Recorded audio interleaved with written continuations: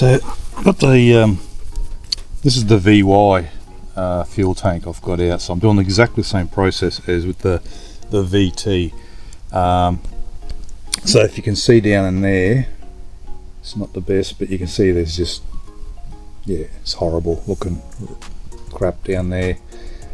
So I'm going to clean that out as best I can by hand and rag, and you'll see the crap that comes out.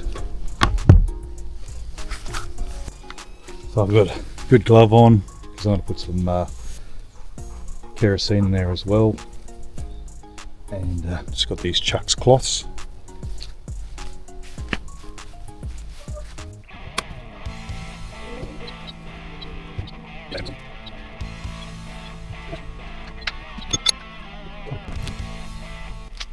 So there you can see some of the sludge that is in there. So that's just like mud,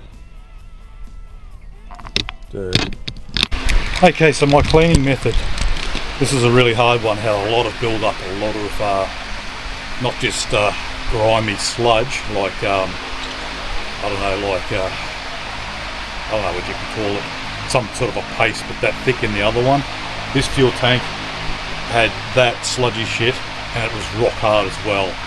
So I don't know if it was from maybe the ethanol, maybe the E10, because I've heard that does stuff you injected. So let me know in the comments. I did throw some on the ground. Oh, there it is. This is it here. So it's quite firm, and it's like crumbling bicky, cookie or rocks. So you can imagine that to an injector if it gets through your fuel system, but even sucking up from the pump, yeah, so that's shit. So Kero, I've given it a good wash out, even degreaser before that, a full can of degreaser, let it sit overnight because this is really stubborn. Then I've cleaned all that out with a green scour, which I had on the end of like a stick or a metal extension bar, so I could really get up in the corners. Then I've used emptied that out, but before I did, I just put some detergent in it because I'm going to flush it. I flushed it all out with hot water. So I put Fab in, mixed that with the Kero. It's broke that Kero all down, so it's not as bad. Tipped it into a container. Gave it a good hose out with the garden hose. Rinsed all that out. Hot water again, and then I did about 4 scoops of this at a time, thoroughly. When you think it's clean it again. Okay.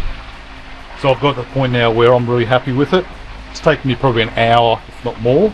So now I'm going to get as much moisture out, and then I'm going to blow it out with the air, and then I might input the heat gun sort of just in to help evaporate. So that's what I'm up to.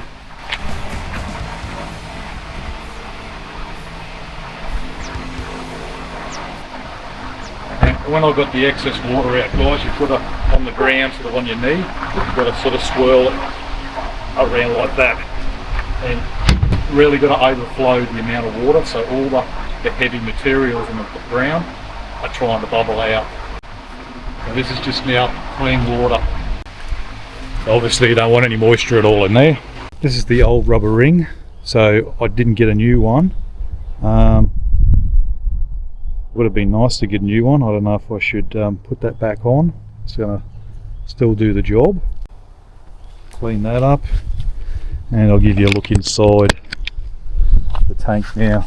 So you can see a bit of staining, and there's a little bit of moisture I'm still drying out, but there's like a stain now on the bottom, that browny orange shit, but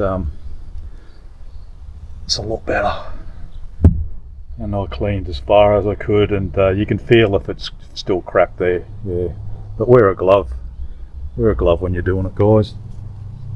Petrol and Kero and all that shit. Okay, new pump's in. I've even dated what I did, cleaned it, new pump and filter.